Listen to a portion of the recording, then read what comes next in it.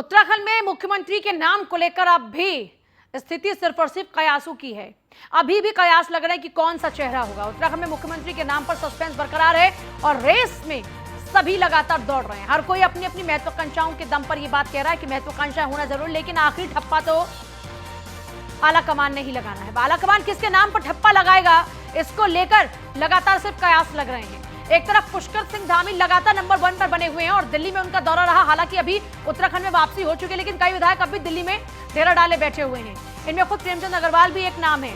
प्रेमचंद अग्रवाल की मुलाकात भी राजनाथ सिंह से हुई। दिल्ली से उत्तराखंड लौट चुके हैं कार्यवाहक मुख्यमंत्री पुष्कर सिंह धामी। पुष्कर सिंह धामी का नाम अब भी लगातार अव्वल नंबर पर चल रहा है और अब भी चर्चा उनके नाम को लेकर चल रही है। हालांकि कई विधायक अब भी लगातार दिल्ली में है। बीजेपी के कई विधायक अभी भी दिल्ली में मौजूद है। 19 मार्च को विधानमंडल दल की बैठक हो सकती है और 20 मार्च को जानकारी के मुताबिक अभी तक जो कंफर्मेशन नहीं है, लेकिन हाँ खबर यह है कि 20 तारीख को नई सरकार का शपथ ग्रहण हो सकता है। नई सरकार के शपथ ग्रहण से पहले चेहरे को फाइनल करना बड़ा इंपॉर्टेंट है। अगले कुछ दिनों में देहरादून आएंगे पर्यवेक्षक राजनाथ सिंह और मीनाक्षी लेखी को सह पर्यवेक्षक बनाया गया, राजनाथ सिंह को पर्यवेक्षक बनाया गया है। उत्तराखंड में मुख्यमंत्री के नाम पर सस्पेंस अब भी बरकरार है। बैठक में आगे की जो तमाम रूपरेखा है उसको लेकर चर्चा चल रही है, लेकिन नाम तय नहीं हो पाया कि कौन उत्तराखंड का मुख्यमंत्री होगा। उत्तराखंड में मुख्यमंत्री के चेहरे पर बीजेपी में मंथन लगातार जारी है। उत्तराखंड को लेकर दिल्ली में बैठकों का दौर चल रहा है। पीयूष तिवारी लगातार बने मेरे साथ। पीयूष, क्या अपडेट आ रहा है फिलहाल? देखिए, उत्तराखंड की अगर हम बात करें तो लगातार एक के बाद एक जो विधायक हैं वो उत्तराखंड सदन आ रहे हैं और तमाम बड़े नेताओं से मिलने की जो प्रक्रियाएं हैं वो चल रही है। कल भी सीएम पुष्कर सिंह धामी जो कार्यवाहक सीएम है वो दिल्ली आए थे और आज वो दिल्ली से निकल गए हैं। इस दौरान उन्होंने कई लोगों से मुलाकात की और तमाम तरीके की बातें निकल कर आ रही है। जिस प्रकार से भारतीय जनता पार्टी को वहां बहुमत मिला है, कहा जाता था कि सरकारें रिपीट नहीं होती, एक बार कहीं ना कहीं फिर से सरकार रिपीट हो रही है। हाँ। मुख्यमंत्री के चेहरे को लेकर यहां पे चर्चा दिल्ली में चल रही है कि आखिर अब की बार किसके हाथ में कमान सौंपी जाए। जिस प्रकार से पर्यवेक्षक बनाए गए हैं, सह पर्यवेक्षक बनाए गए हैं। आपके पास वापस लौट रही सुदीप, लकी चाप मानकर चल रही क्या बीजेपी पुष्कर सिंह धामी को? क्योंकि देखिए ट्रेंड इस बार जो हमेशा से रहा वो ट्रेंड टूटा। वो हालांकि खुद अपने भले ही विधानसभा में चुनाव हार गए हो, लेकिन उसके बावजूद भी नंबर 1 पर लगातार पुष्कर सिंह धामी बने हुए हैं। विधायकों की दौड़ लेकिन दिल्ली में लगातार जारी, हर कोई अपने अपने लॉबिंग कर रहा है। देखिए, ये बात बिल्कुल सही है। कल सबसे पहले मुख्यमंत्री पुष्कर सिंह धामी जेपी नड्डा से मिले थे, जो भारतीय जनता पार्टी के राष्ट्रीय अध्यक्ष हैं, और इसके बाद उनके साथ राज्यसभा सांसद अनिल बलूनी उन्हें लेकर अमित शाह के पास संसद भवन गए थे। संसद भवन में इनकी मुलाकात हुई। इसके बाद मुख्यमंत्री पुष्कर सिंह धामी जो कार्यवाहक मुख्यमंत्री हैं, इनकी और अनिल बलूनी की आवास पर भी चर्चा हुई और इसके बाद ये फिर राष्ट्रीय अध्यक्ष जेपी नड्डा से मिले।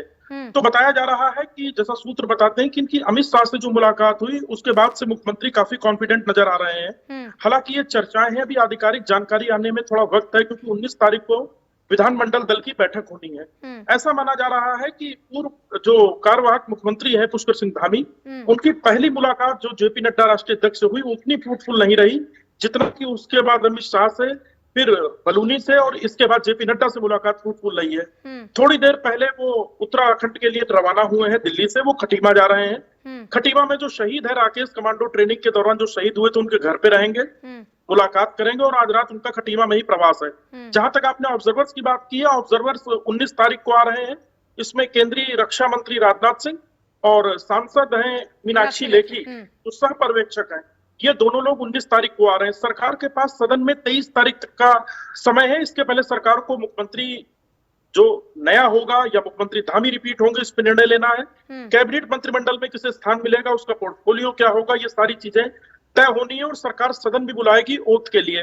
तो माना यह जा रहा है कि 19 तारीख को रविवार है, 19 तारीख को शनिवार है, 20 को रविवार है, 21 या 22 तारीख को सदन भी हो सकता है जहां सारे विधायकों की ओथ होगी और ये 2 दिन का सदन हो सकता है। पहले दिन ओथ होगी और दूसरे दिन सरकार लेखानुदान लाएगी अपने बजट के लिए। तो अभी तक की ये जानकारी है। और जहां तक चेहरों की बात करें तो चेहरों में कई प्रकार के कयास हैं। नंबर 1 पर धामी बने हुए, इस बात में अभी तक कोई कमी कमजोरी नहीं दिखती। विधायकों से यदि किसी का मौका आ रहा है तो उसमें धन सिंह रावत एक अहम नाम है। महिलाओं ने जिस तरह अधिक वोट दिया, हो सकता है ऋतु खंडूरी की लॉटरी लग जाए। लेकिन जानकारी ये भी है सुदीप कि प्रेमचंद अग्रवाल भी अपने लगातार ताल ठोक रहे हैं और राजनाथ सिंह से उनकी मुलाकात हुई, उसमें वो भी अपने और खुलकर बात कर रहे हैं कि महत्वाकांक्षाएं सबकी होती हैं और वो क्यों नहीं चाहेंगे उनके तजुर्बे को देखते हुए कि उनको मुख्यमंत्री का पद मिले। जी देखिए, प्रेमचंद अग्रवाल के लिए मैं आपको बता दूं, वो विधानसभा अध्यक्ष थे।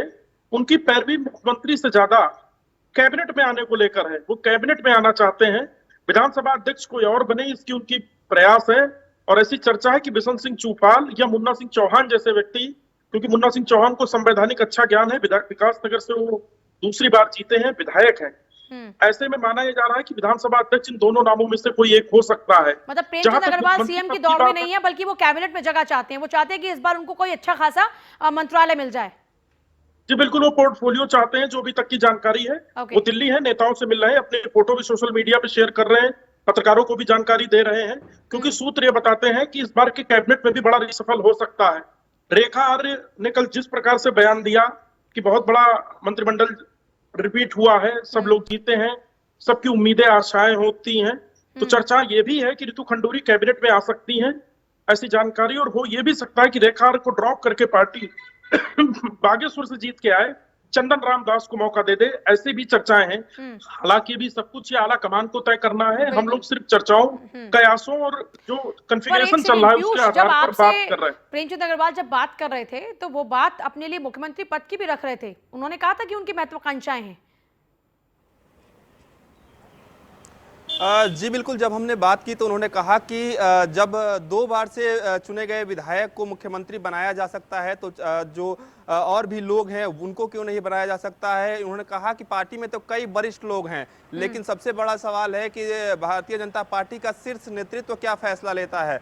देखिए, सीएम रेस में कई विधायक हैं, विधानसभा अध्यक्ष भी कहीं ना कहीं उनके समर्थक दावा ठोक रहे हैं, तमाम तरीके की बातें जरूर चल रही हैं, लेकिन ये सच है कि जब तक भारतीय जनता पार्टी का आला कमान कोई फैसला नहीं लेता है तब तक मुख्यमंत्री के नाम की घोषणा नहीं होगी। लेकिन सबसे बड़ी बात है कि पुष्कर सिंह धामी को लेकर जो चर्चाएं अभी तक चल रही थी कि वो सीट हार गए हैं, मुख्यमंत्री बदले जा सकते हैं, उस पर कहीं ना कहीं अब धीरे धीरे ब्रेक इसलिए लगने लगा है कि जिस प्रकार से कल मुलाकात हुई, संसद भवन के अंदर बुलाया गया उन्हें और केंद्रीय गृह मंत्री अमित शाह ने खुद उनसे मुलाकात की, अनिल बलूनी ने उनसे मुलाकात की, वो साथ थे उनके। इसके अलावा तमाम जो बड़े पदाधिकारी है भारतीय जनता पार्टी के राष्ट्रीय अध्यक्ष जेपी नड्डा ने भारतीय जनता पार्टी मुख्यालय में उनसे अकेले में भी बातचीत की, और जो एक हाव भाव है वो अभी डाउन नहीं दिख रहा है पुष्कर सिंह धामी का। हालांकि कई चेहरे, कई नाम जो है वो रेस में जरूर है। गणेश जोशी का भी नाम आ रहा है, रमेश पोखरियाल निशंक की बात करें, अजय भट्ट की बात करें या धन सिंह रावत की बात करें, अलग अलग नाम उत्तराखंड में चल रहे हैं। कई विधायकों का ये मानना है कि चूंकि धामी अब अपना सीट हार चुके हैं इसलिए उनको मौका नहीं मिलना चाहिए। लेकिन बहुत शुक्रिया आप दोनों का इस पूरी जानकारी के लिए। देखिए, हमारे तमाम सहयोगी लगातार डटे हुए हैं आप तक हर एक्सक्लूसिव जानकारी पहुंचाने के लिए।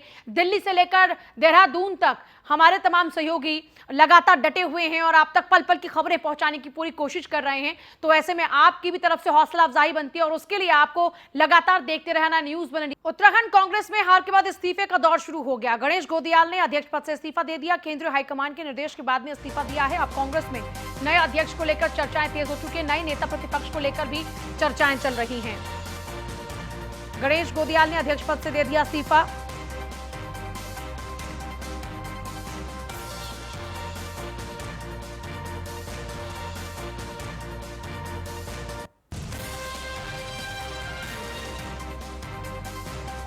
देखिए, कांग्रेस को इस बार बहुत उम्मीदें थी कि सरकार कांग्रेस की बनेगी, लेकिन कांग्रेस के मन की हो नहीं पाई और सरकार फिर से एक बार बीजेपी की रिपीट हुई और अपने आप में ये जो अब तक उत्तराखंड का ट्रेंड था वो बदल गया।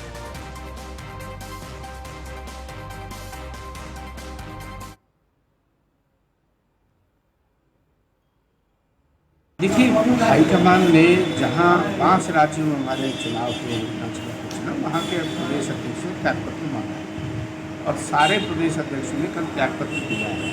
अभी तक हाईकमान ने किसी का भी त्यागपत्र स्वीकार नहीं किया है और त्यागपत्र स्वीकार करने का अधिकार भी हाईकमान में है, त्यागपत्र मांगने का अधिकार भी हाईकमान में है। और इसका त्यागपत्र स्वीकार करेंगे या नहीं करेंगे ये हाईकमान पर निर्भर करता है।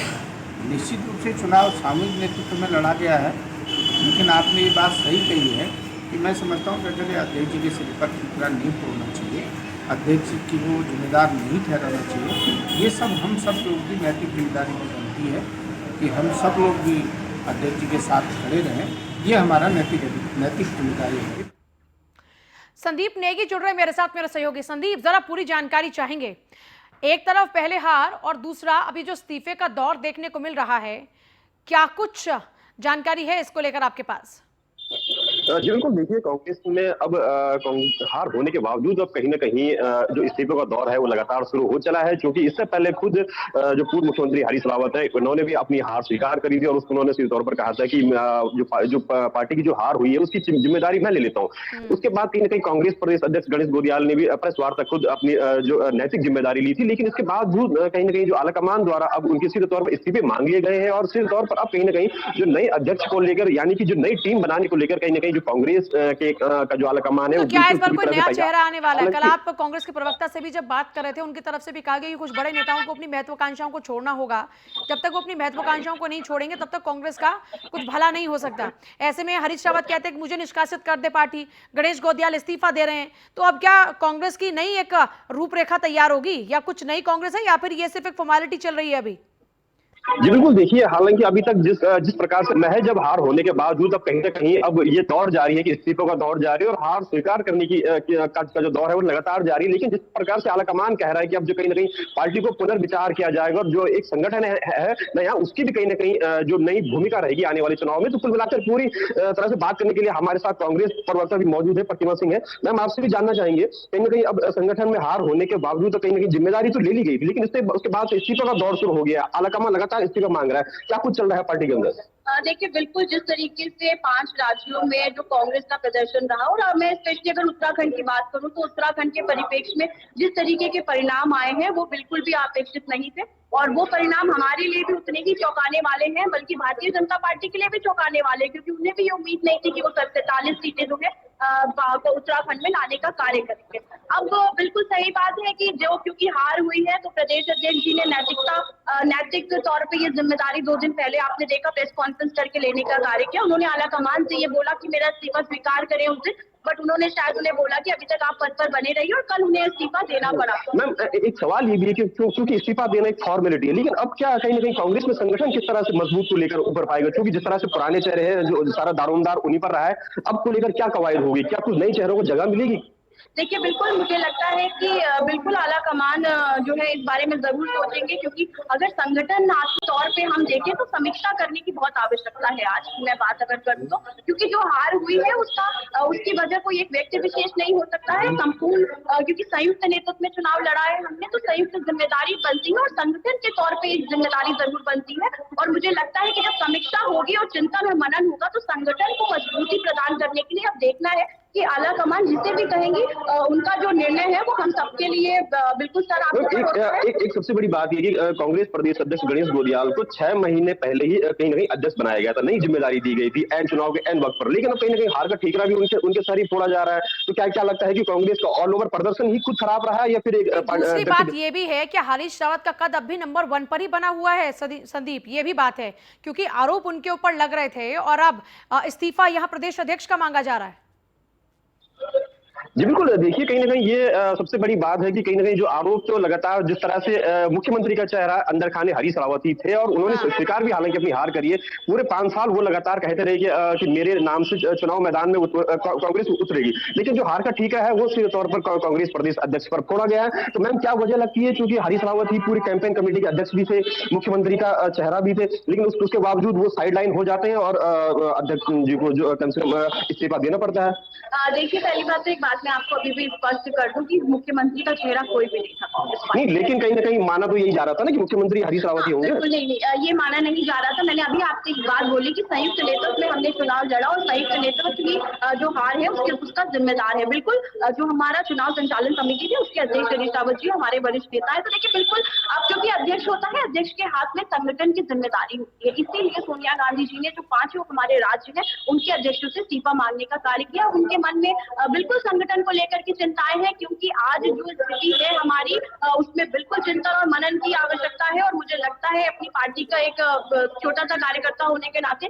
कि संगठन को मजबूती प्रदान करना होगा। और बिल्कुल आपने सही कहा कि 6-7 महीने पहले गुडियाल जी ने जो कमान संभाली थी उन्होंने अपना जितना भी 100% देने का कार्य किया था, बट कहीं ना कहीं कुछ चूक हुई है। शायद उस वक्त जो एक निर्णय लिया गया था वो मुझे लगता है सही नहीं होगा। शायद ये हो सकता है कि आज हमें इस हार की जो है शक्ल देखनी पड़ रही है, लेकिन बिल्कुल नहीं, कांग्रेस पार्टी का हर कार्यकर्ता तैयार ठीक है। इस हार से बिल्कुल हताश नहीं है और हम आगे संघर्ष जारी बिल्कुल। चलिए, बहुत अच्छी बात है, होना भी यही चाहिए, संघर्ष करते रहना चाहिए क्योंकि संघर्ष जिंदगी का नाम है। बहुत शुक्रिया संदीप आपका फिलहाल पूरी जानकारी के लिए और इस बातचीत के लिए। कांग्रेसी प्रवक्ता का भी शुक्रिया। देखिए, अब लगातार देख रहे हैं कांग्रेस की हालत खस्ता हो चुकी है देश में, तो इससे पहले ही आप 14 के चुनाव में देख चुके हैं, लेकिन उसके बाद अब अगर कई प्रदेशों में जहां पर कांग्रेस बची भी थी वहां पर भी हालत खस्ता कांग्रेस की हो चुकी है। लेकिन हैरत की बात यह है कि कांग्रेस आत्ममंथन में बार बार बस यही बात दोहराती है कि हम अगली बार प्रयास करेंगे, हम इस बार प्रयास कर चुके हैं, ठीक है, विफलता को हम स्वीकारते हैं, लेकिन आखिरकार हो क्या रहा है। इस बीच दिल्ली में प्रेमचंद अग्रवाल ने न्यूज वन इंडिया से खास बातचीत की और ऋषिकेश से बीजेपी के विधायक हैं प्रेमचंद अग्रवाल बोले, मैं भी सीएम पद की दौड़ में हूं, मैं 4 बार का विधायक हूं, महत्वाकांक्षा तो हर किसी की होती है, आखिरी फैसला आखिरकार पार्टी आलाकमान को ही लेना है और जो भी फैसला होगा वो हर कार्यकर्ता को मानना भी होगा। उत्तराखंड में पूर्ण बहुमत मिलने के बाद हमारे साथ बातचीत करने के लिए प्रेमचंद अग्रवाल जी हैं, विधानसभा के अध्यक्ष भी हैं। सर, रस्साकसी चल रही है कि अगला मुख्यमंत्री कौन होगा, वो इसलिए चल रहा है कि शायद मुख्यमंत्री जी खुद अपनी सीट नहीं बचा पाए हैं, किस तरीके से देखते हैं? देखिए, 5 राज्यों में चुनाव हुए और 4 राज्यों में भारतीय जनता पार्टी ने वापसी की है।